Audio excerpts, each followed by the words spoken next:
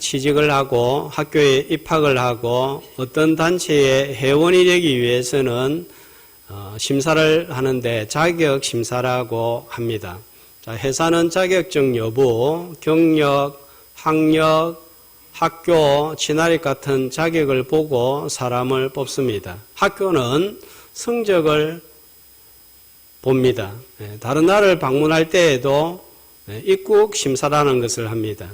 비자가 있어야 하는 나라는 대사관에서 비자를 주기 전에 심사를 합니다. 범죄 사실이나 결격 사유가 드러나면 발급을 하지 않습니다. 신용카드도 자격을 부합해야 발급을 해줍니다. 아주 혜택이 많은 카드, 플래티넘 카드 같은 경우에는 자격 조건이 많이 까다롭습니다. 세상은 자격을 보고 사람을 선택하고 채용을 합니다. 세상의 기준과는 좀 다르지만 교회도 담임 목사를 비롯하여 직원을 뽑을 때에 심사를 합니다. 직원 한 명이 잘못 들어오면 온 회사가 시끄럽습니다. 식당 사장 하시는 분들이 정말 골머리를 앓는 것은 직원 한 명이 잘못 들어오면 그 몇 명 안 되는 식당 종업원들 사이에 온갖 불화를 일으키고 또 밖에 나가가지고 작은 문제도 까발리고 일을 복잡하게 만듭니다. 요즘은 함부로 그만두라고도 할 수 없고 또 그렇게 말하면 또 신고를 해버리고 하니까 굉장히 복잡해지는 거예요. 자, 교회도 예외는 아닙니다. 이런 탓에 옛날부터 인사가 만사다 그런 말들을 자주 했습니다. 자, 그렇다면 하나님 나라 일꾼은 어떤 자격을 갖추어야 할까요? 하나님의 구원 역사의 새로운 출발점이며 중심 인물로 한 사람을 선택하여 부르시는데 아브라함입니다. 영원한 나라의 주춧돌을 놓기 위해서는 대단한 자격을 갖추어야 할 것 같습니다. 하나님의 큰일인 구원 역사를 위해 선택된 아브라함은 어떤 자격을 갖추었기 때문에 하나님의 큰일인 구원 역사의 도구로 부름을 받았을까요? 자, 결론부터 말씀드린다면 아브라함은 자격 미달입니다. 고용주의 입장에서 본다면 아브라함은 왔다리 갔다리 하는 직원 같습니다. 갈대아 우르에서 고용하여 불렀지만 약속의 땅으로 바로 직행하지 않습니다. 자, 중간에 멈춥니다. 어디에서 멈췄죠? 중간에 멈춘 곳이 하란이었습니다. 자, 하란에서 두 번째 불렀을 때는 갈 바를 알지 못하고도 순종을 합니다. 자, 이때에는 또 어느 정도 자격을 갖춘 것 같습니다. 도착한 후에 하나님 나라 일꾼에 합당한 아주 신앙적인 모습을 보여주었습니다. 12장 7절 8절 말씀해 보면 인도하시고 약속의 땅에 도착하신 하나님께 감사하여서 예배로 하나님의 이름을 불렀습니다. 제단을 쌓고 하나님의 이름을 부름으로써 감사와 예배를 드렸는데, 자, 이 예배가 약속의 땅 팔레스타인에서 드려진 최초의 예배고 최초의 가정 예배고 오늘날 교회의 원형이 되겠습니다. 자, 아브라함이 이동한 경로를 보면 지난주에도 보여드렸는데, 자, 갈대아 우르에서 지도를 보여주세요. 하란까지 직선거리로 900km입니다. 여기에서 여기까지, 그 다음에 하란에서 여기 세겐까지는 한 500km, 600km입니다.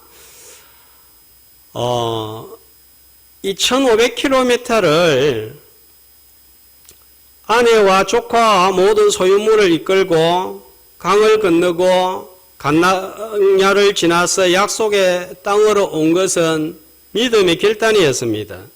온갖 고생과 수고 끝에 마침내 약속의 땅에 도착을 했습니다. 그 힘든 것들을 무릅쓰고 또 고향의 여러 가지 기득권들을 내버려 두고 약속의 땅에 도착했으니까 기대가 되는 것은 이제 하나님의 복이 임할 것이다 하는 것입니다. 그런데 오늘 10절 본문 말씀을 보면 약속의 땅에 어떤 일이 발생을 하고 있죠?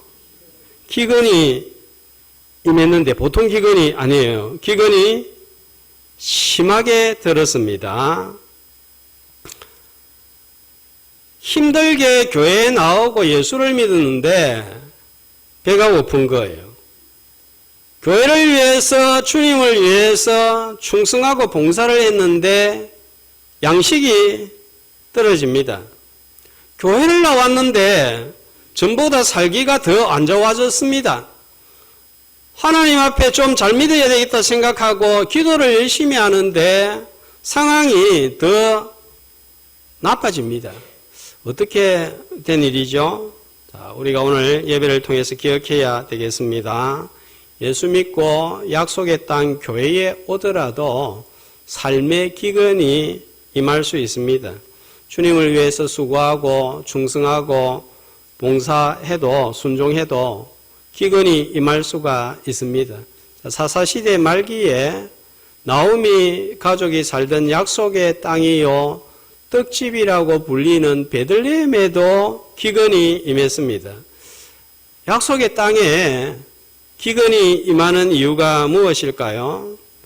여러 가지 이유가 있겠지만 자기 죄 때문일 수도 있고 성도의 신앙을 연단하고 시험하기 위해서일 수도 있습니다. 자, 우리의 신앙과 인품은 평소에는 포장이 되어 있습니다. 하지만 삶의 기근을 만나면, 위기를 만나면 모든 것이 발가벗겨집니다. 국가도 위기를 만나면 관심과 충신이 가려집니다. 임진왜란이라는 엄청난 국난이 발생하니까 무능하고 자신의 안락만 추구하는 간신이 드러나는가 하면 나라와 백성을 위해서 목숨을 거는 명장, 성웅, 이수신 같은 충신도 나타났습니다. 흑과 백이 확연하게 보입니다. 자, 교회와 성도도 어려움에 빠지면 신앙의 본 모습이 원래 가지고 있던 성품이 인격이 여지없이 드러납니다. 자, 우리 성도님들 가운데는 삶이 버거운 가운데서도 주의를 지키는 분들을 볼 때 참 감동이 됩니다. 목회자가 주일 성수하는 거 당연하죠. 목회자가 주일 지킵시다. 당연히 목사님이니까 그렇게 말하죠. 그렇게 생각을 합니다. 그러나 목회자가 이렇게 10번 설교하는 것보다도 일반 성도들 중에 생업의 손해를 보고 삶의 위기 중에서도 예배 참석하고 기도하는 모습은 그 영향력이 설교보다 10배나 20배나 더 큽니다. 자, 오늘도 이 자리에 여러 가지 이유로 나올 수 없는 형편인데도 불구하고 정말 어렵게 참석한 분들이 계십니다. 그리고 오후 예배까지 몸도 좋지 않은데 예배 드리고 끝까지 주의를 다 지키고 가시는 분들이 있습니다. 그분의 믿음입니다. 큰일 겪어보면 어떤 사람인지 안다고 하지 않습니까? 기근 앞에서 아브라함의 현재 신앙과 인간성이 여지없이 드러났습니다. 자, 10절에 기근이 발생하니까 아브라함이 보인 반응이 뭡니까? 기근이 심하게 드니까 그 땅에 기근이 들었으므로 아브라함이 애굽으로 내려갔으니, 자, 내려갔다는 이 표현 그냥 발걸음만 내려간 게 아니에요. 자, 이거는 아브라함의 믿음이, 신앙이 내려갔다 하는 동의어가 되겠습니다. 굶어 죽을 지경에 놓였는데 가만히 있는 게 잘하는 것입니까? 아닙니다. 쌀이 있는 애굽으로 내려간 것이 잘못입니까? 아닙니다. 살 길을 찾아야 됩니다. 배가 고픈데 굶어 죽을 수 없지 않습니까? 그러면 무엇이 문제입니까? 자, 아브라함이 애굽으로 내려가면서 하나님께 기도하거나 하나님을 의지하거나 하나님을 인도를 받지 않고 움직인 것입니다. 자, 우르에서 하란에서 가나안 땅까지 어떻게 아브라함이 왔습니까? 우르에서도 하나님이 떠나라 그랬고 하란에서도 하나님이 가라고 지시했기 때문에 그 지시를 받고 가나안 땅에 온 거예요. 자, 애굽으로 내려갈 때는 아브라함 자기 임의대로 움직였습니다. 자, 우르에서 하란 거쳐 가나안 땅까지 1500km의 여정 후에 예배드린 것은 올라온 신앙이라면, 자, 지도를 다시 한번 보여주시면요.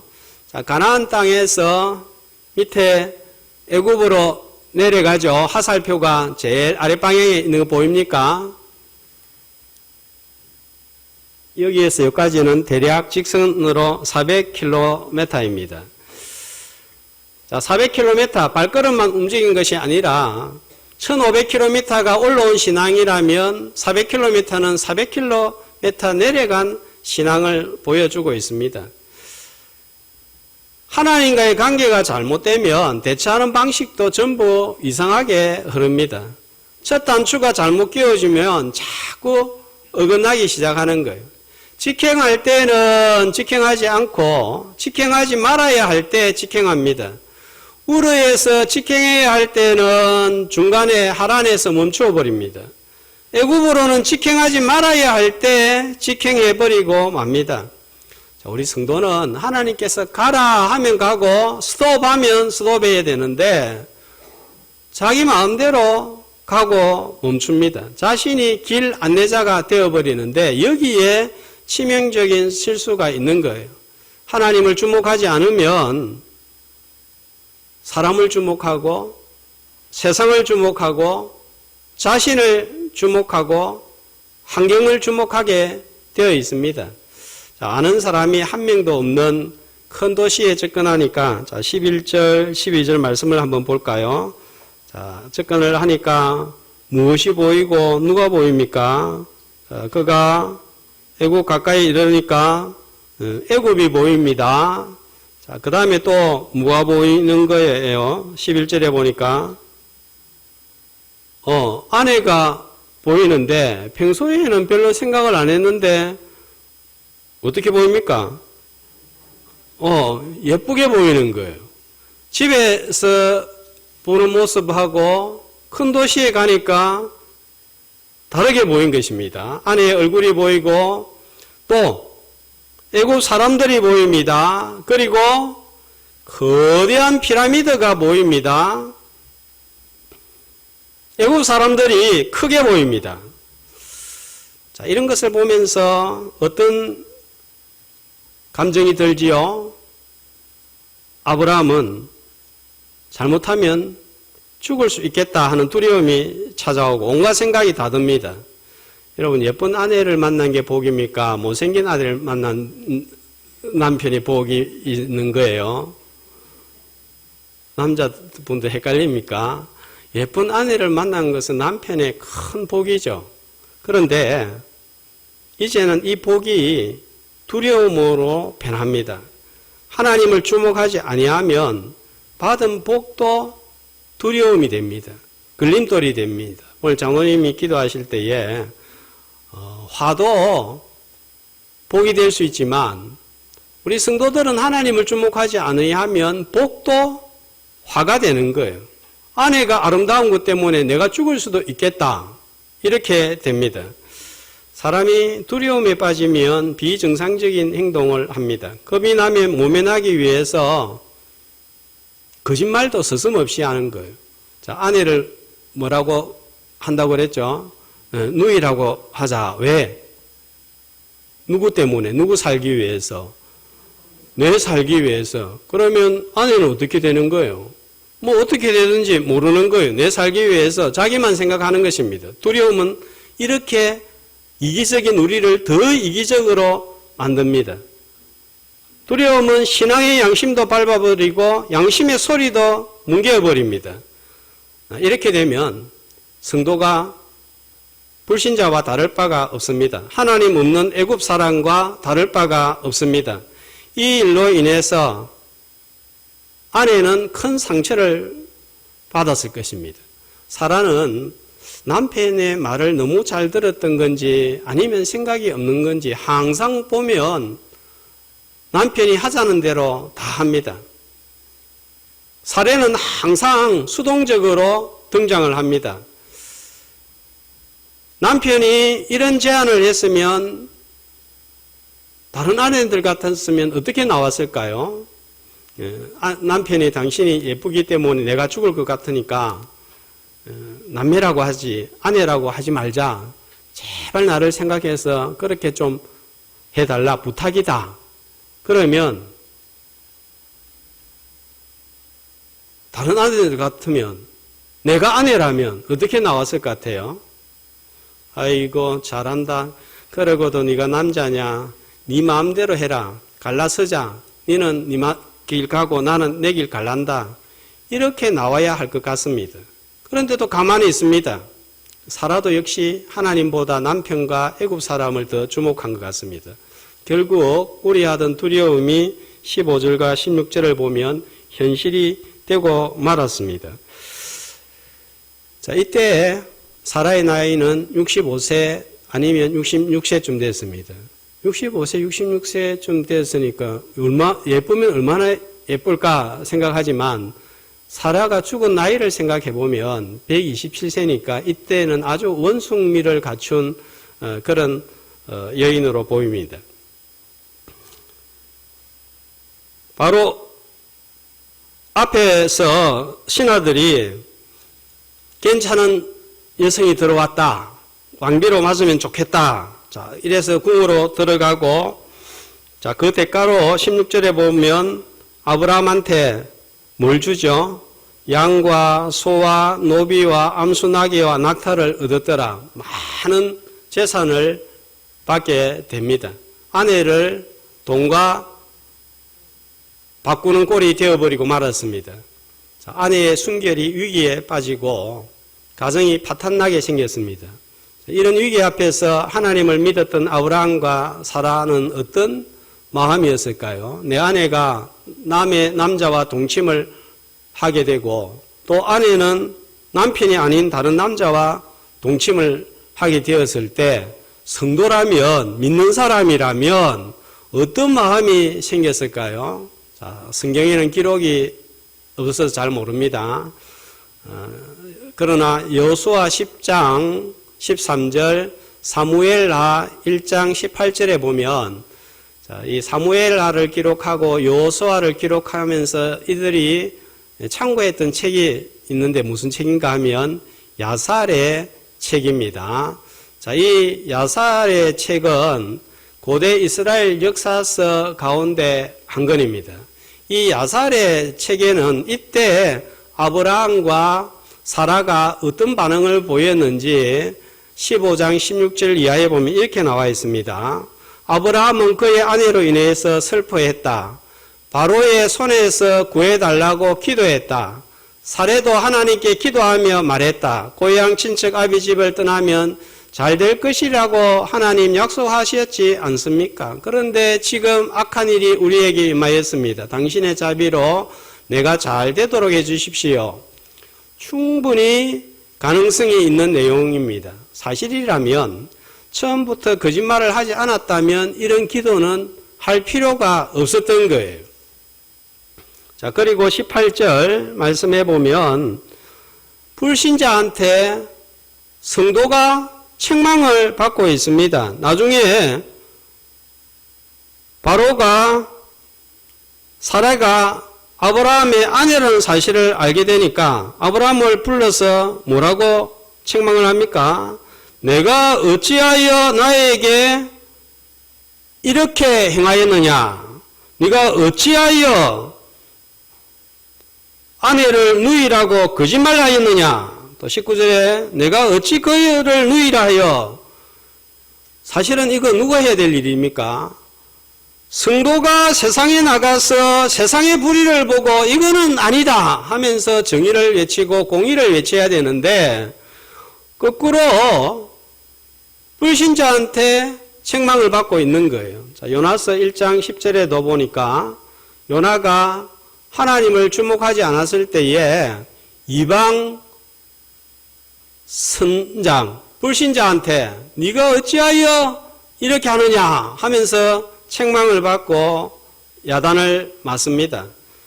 성도가 세상을 책망하는 것이 아니라 세상이 불신자가 우리를 책망하는 것입니다.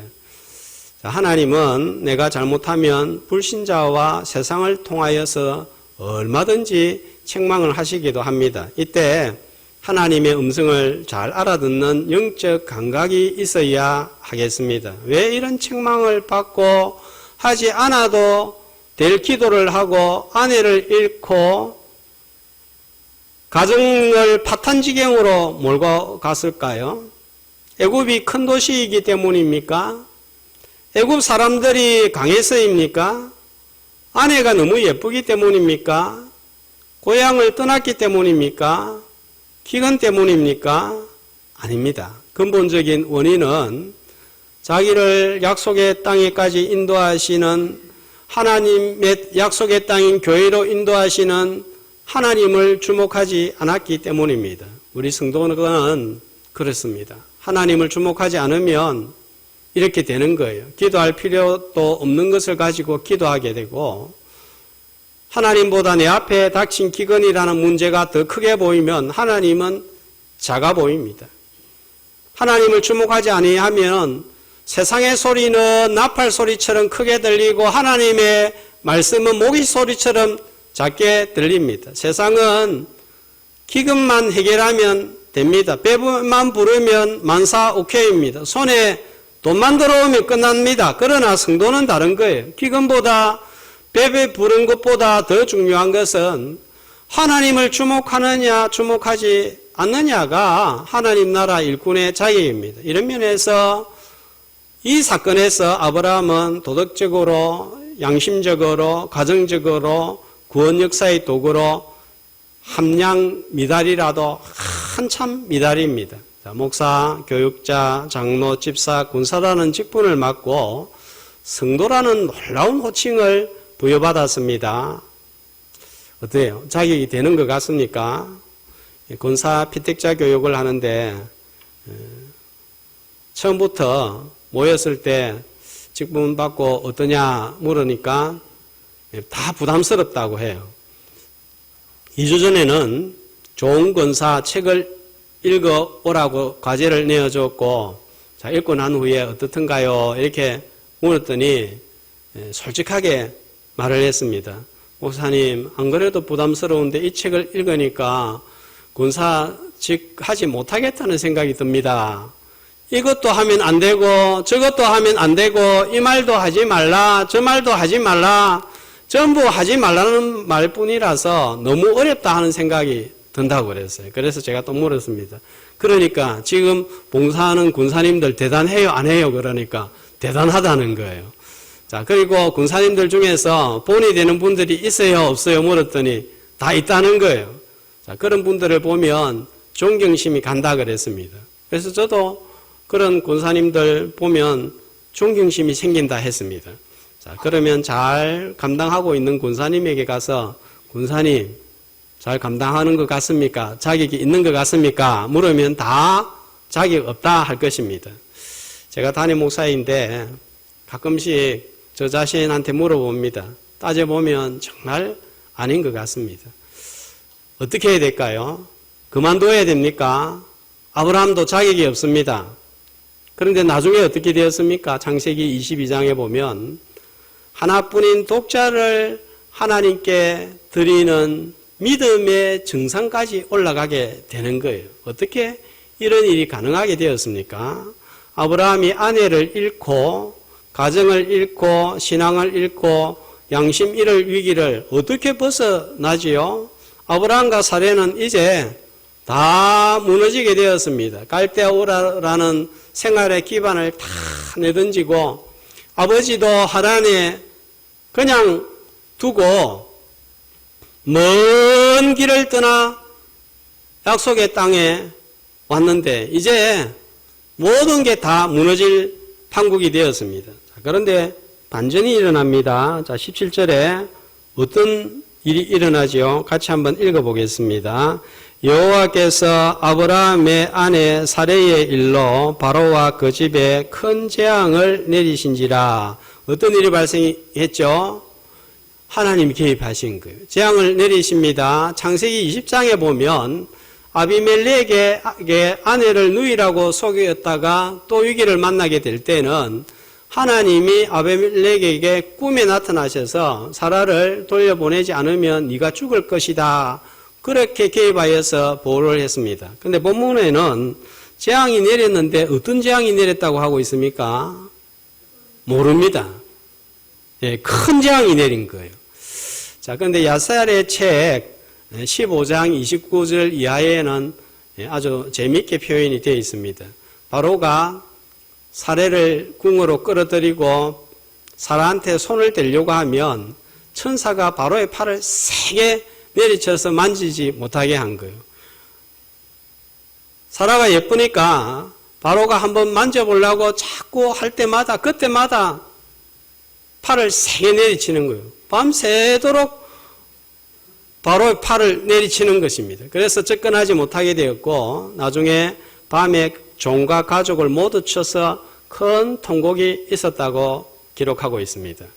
바로는 이 일이 사라의 일로 인하여 일어났다는 것을 나중에 깨닫고 돌려보냅니다. 자, 사라나 아브라함이 한 일은 아무것도 없었습니다. 그런데 하나님이 개입하시고 보호하시고 지켜주신 거예요. 하나님은 자기에게 미치지 못하는 자를 부르셨습니다. 은혜입니다. 감당을 제대로 하지 못하는데도 감당하게 하셨습니다. 하나님께서 보호하시고 함량미달에도 불구하고 인도하시기 때문입니다. 마태복음 1장에 보면 구원 역사에 함량미달자들의 명단이 나오는데 시아버지와 관계를 맺은 다말, 기생 라합, 이방여자 룻, 음행으로 출산한 바세바입니다. 그럼에도 이들은 역사의 큰 물줄기의 사용을 받았던 자들입니다. 누구도 하나님의 일꾼, 봉사의 자격이 있다고 생각하는 분들은 없을 것입니다. 그러므로 내가 직분 받은 것이 은혜이고 봉사할 수 있는 은혜인 것이고 지금 감당하는 것이 은혜이고 끝까지 감당하는 것은 더더욱 큰 은혜인 줄로 믿습니다. 자, 해마다 연말이 되면 신년 봉사자를 임명하는데 이때 모든 교회들의 담임 목사의 머리는 다 복잡한 것 같습니다. 다들 힘이 드니까 해만 바뀌면 연말이 되면 이제 올해는 목사님한테 안 한다고 말해야지. 이것만 기다리는 달이 12월인 거예요.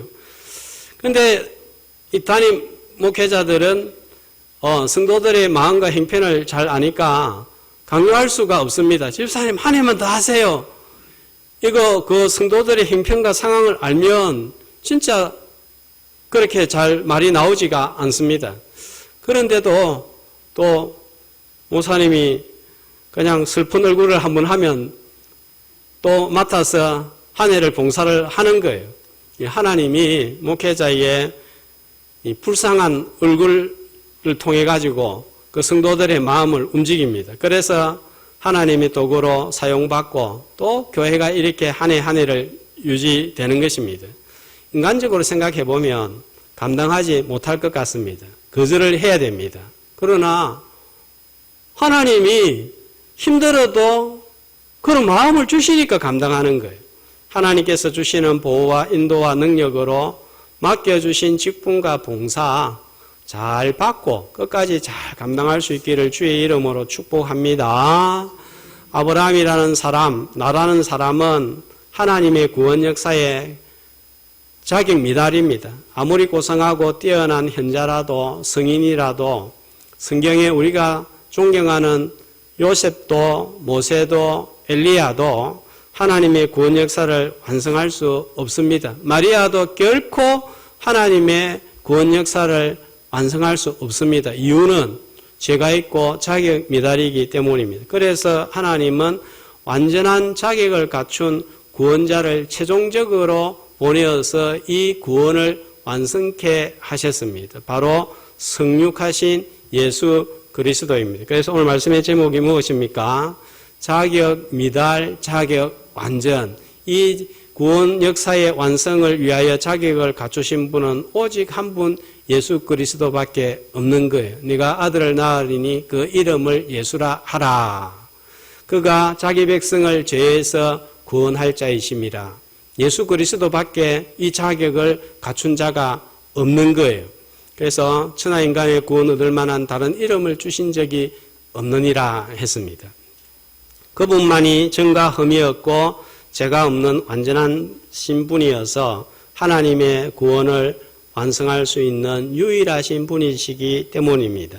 대림절 기간 동안 전과 흠이 없는 완전한 구원자를 바라보고 기다리며 자기 미달인 우리를 불러주신 은혜에 감사하고 순정함으로 구원 역사의 도구로 사용받는 귀한 도구가 되기를 주님의 이름으로 축복합니다.